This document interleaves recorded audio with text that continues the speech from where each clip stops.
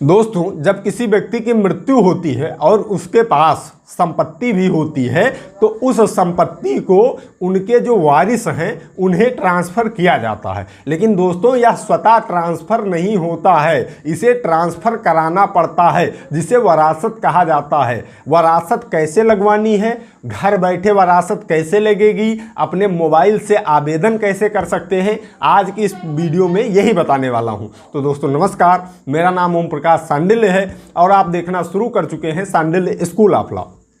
दोस्तों, उत्तर प्रदेश राजस्व संहिता 2006 की धारा 33(1) के अंतर्गत यह प्रावधान किया गया कि अगर किसी भी अभिभावक की मृत्यु हो जाती है तो उनके वारिसों को उस संपत्ति को डिवाइड उनके वारिसों में कर दिया जाए, या सिंगल वारिस है तो उस सिंगल वारिस को वो दे दिया जाए ज़मीन।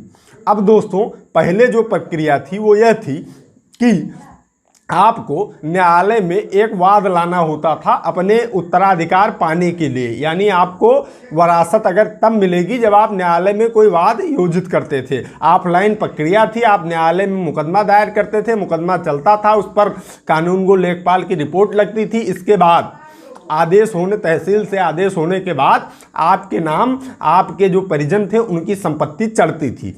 लेकिन दोस्तों, लोगों की सुलभता के लिए, चूँकि तहसील में काम बहुत ज़्यादा पेंडिंग हो जाता है, लोगों को बहुत ज़्यादा दौड़ भाग करना पड़ता है, सब अधिकारियों के पास जाना पड़ता है, हर जगह उन्हें अलग तरह का चैलेंज मिलता है, कहीं पैसे देने का चैलेंज तो कहीं काम ना होने का चैलेंज।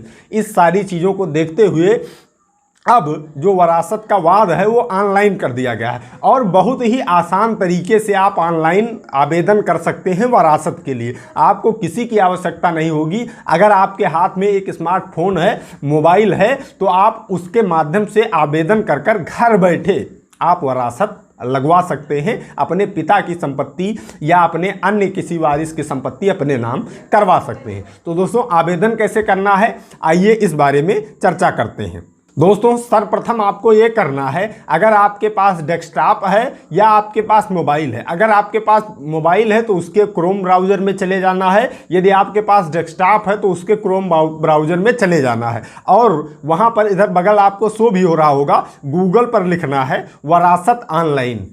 इसे लिखकर आपको सर्च कर देना है। अब जब आप सर्च करेंगे तो आपके सामने रिजल्ट आएगा। सबसे पहला रिजल्ट जो आएगा, राजस्व न्यायालय कंप्यूटरीकृत जो लिखा है, इसी पे आपको क्लिक करना है। इसके बाद आपके सामने ये वाला पेज खुल के आएगा जिसमें कि स्पष्ट लिखा हुआ है, आपको बगल दिख रहा होगा, उत्तराधिकार वरासत हेतु आवेदन प्रपत्र RC 9 पूर्व में पाका 11 ऑनलाइन आवेदन करने के लिए यहाँ क्लिक करें। ये जो हल्का भगवा कलर का जो बॉक्स है, यहीं आपका लिखा हुआ है मटेरियल, यहीं पर आपको क्लिक कर देना है।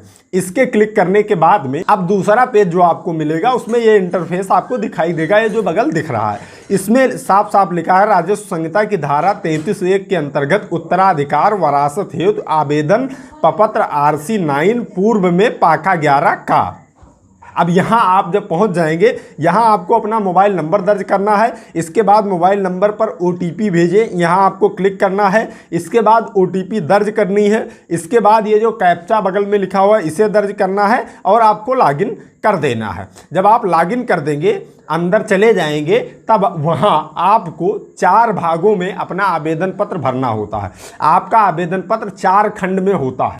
इन 4 खंडों को आपको सावधानी पूर्वक भरना होता है, वो भी ऑनलाइन ही भरना होता है। पहला भाग जो होता है वह होता है आवेदक का विवरण। अब आवेदक कौन होगा? जैसे आपके पिताजी की संपत्ति थी, आपको लेनी है। अब आप 3 भाई हैं तो 3 भाई में तीनों आवेदक नहीं होंगे, एक कोई आवेदक बन जाएगा। कोई भी जो बड़ा होगा या कोई भी हो वो आवेदक बन जाएगा, या आपकी माताजी भी अगर हैं तो माताजी आवेदक हो जाएंगी, जमीन सबके ऊपर जाएगी। लेकिन एक लोग आवेदक हो जाएंगे, उनका सारा विवरण, आवेदक का नाम, पिता का नाम, कहाँ का है, पता, आधार नंबर, मोबाइल नंबर, ये सारी चीज़ें इंटर कर देनी है। इसके बाद आपको दूसरे पार्ट में जाना पड़ेगा। दूसरा पेज खुलेगा, उस दूसरे पेज में मृतक मृतिका विवाहिता पुनर्विवाहिता खातेदार का विवरण जिसकी मृत्यु के उपरांत उत्तराधिकार का दावा किया जाना है। जो व्यक्ति की मृत्यु हुई है या पुनर्विवाह का मामला अगर है तो उसमें भी संपत्ति ट्रांसफर होती है। तो अगर जिसकी मृत्यु हुई उसकी सारी डिटेल देनी है। मृत्यु प्रमाण पत्र से आप सारी डिटेल आपको मिल जाएगी, उसका नाम, पिता का नाम और फिर उसकी मृत्यु की तिथि इत्यादि सारी चीज़ें आपको दूसरे भाग में भरना होगा। उसका पता भी दूसरे भाग में भरना होगा जिस व्यक्ति की मृत्यु हुई है। इसके बाद में आपको तीसरे भाग का आपको आवेदन पत्र मिलेगा। तीसरे भाग में मृतक मृतका विवाहिता या पुनर्विवाहिता के खातेदार के स्वामित्व भूमि का विवरण, यही सबसे महत्वपूर्ण होता है। अब जो जितनी खेत आपके जिसके वरासत आपको प्राप्त करना है, जितनी खेत उनके पास है, सबका विवरण, गाटा संख्या आप भरेंगे, खाता संख्या आपको मिल जाएगा, सेलेक्ट कर लेंगे। फिर अगर दूसरी गाटा संख्या है, दूसरे ग्राम का है, तो ऐसे बदल बदल के सारी खतौनियों को वहाँ पर आपको लिस्ट करना है कि इसका उत्तराधिकार हमें प्राप्त करना है। सारी खतौनी आप वहाँ पर लिस्ट कर देंगे। इसके बाद में चौथा भाग जो आएगा और जो अंतिम भाग होगा, इसमें आपको यह करना है कि जो भी वरासत प्राप्त करने वाले हैं, जो भी वारिस हैं, उनका विवरण देना है। मृतक मृतका विवाहिता या पुनर्विवाहिता खातेदार के वारिसों का विवरण। वारिस में नाम, पिताजी का नाम और आयु यही भरना होता है। सभी वारिस को ऐड कर देंगे।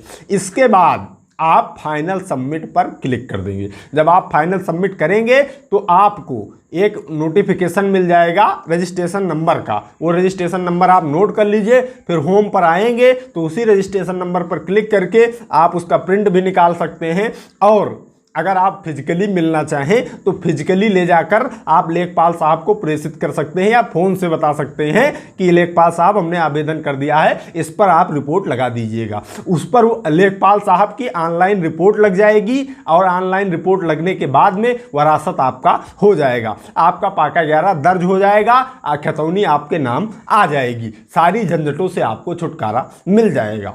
तो दोस्तों आज की इस वीडियो में इतना। उम्मीद करता हूँ ये सारी बातें आप लोगों के समझ में आ गई होंगी कि कैसे आपको वरासत लेनी है अपने ऊपर और ऑनलाइन माध्यम से। तो दोस्तों मिलते हैं अगली वीडियो में। तब तक आप सभी लोग अपने स्वास्थ्य का ख्याल रखिए। कानून की जानकारी, अपने अधिकारों की जानकारी इस चैनल के माध्यम से लेते रहिए। मामलों से बच के रहिए। I love you all. जय हिंद, जय भारत।